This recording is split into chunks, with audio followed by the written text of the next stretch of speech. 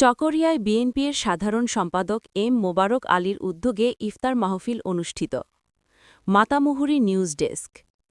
চকরিয়া উপজেলা বিএনপির সাধারণ সম্পাদক এম মোবারক আলীর উদ্যোগে ৩ই মার্চ ভাঙার মুখ নিজ বাড়িতে পবিত্র মাহে রমজান উপলক্ষে এক ইফতার মাহফিল অনুষ্ঠিত হয়েছে।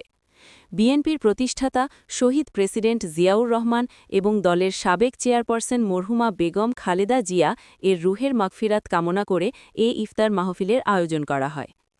অনুষ্ঠানে চকরিয়া উপজেলা বিএনপির সাবেক সভাপতি মরহুম M A Gani M A, Abu Taher Chowdhury, Shahjahan Chowdhury, Anwarul Islam Bablu মিয়া, সহসভাপতি মরহুম মাহবুবুর রহমান, ছৈয়দ হোসেন চৌধুরী, মাওলানা আখতার কামাল সহ দলের নেতাকর্মীদের রুহের মাগফিরাত কামনায় দোয়া করা হয়। চকরিয়া উপজেলা বিএনপির সাধারণ সম্পাদক এম মোবারক আলীর সার্বিক তত্ত্বাবধানে ইফতার মাহফিলের আয়োজন করা হয়। অনুষ্ঠানে স্থানীয় বিএনপি ও অঙ্গ সংগঠনের নেতাকর্মীরা উপস্থিত ছিলেন।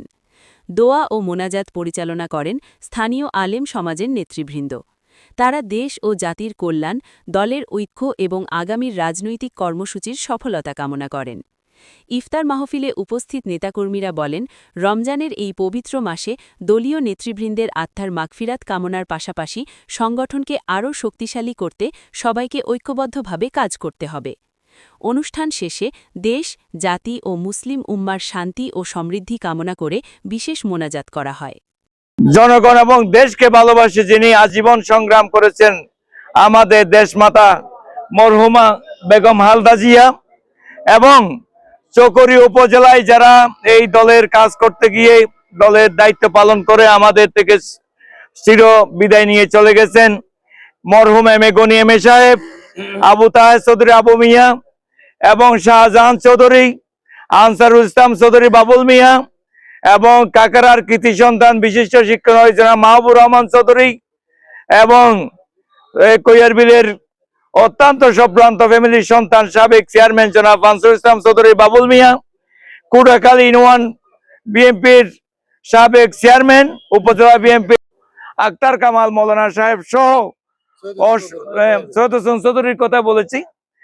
অসংখ্য নেতা মৃত্যুবরণ করেছেন এবং আন্দোলন সংগ্রাম করতে গিয়ে যারা শহীদ হয়েছেন তাদের ইচ্ছালি স্বভাবের জন্য আজকের এই আয়োজন। তাই আমি চেষ্টা করতেছি যে প্রতি বছর রমজান আসে, হয়তো আগামী রমজান পথা আমি বাঁচতেও পারি, না বাঁচতেও পারি।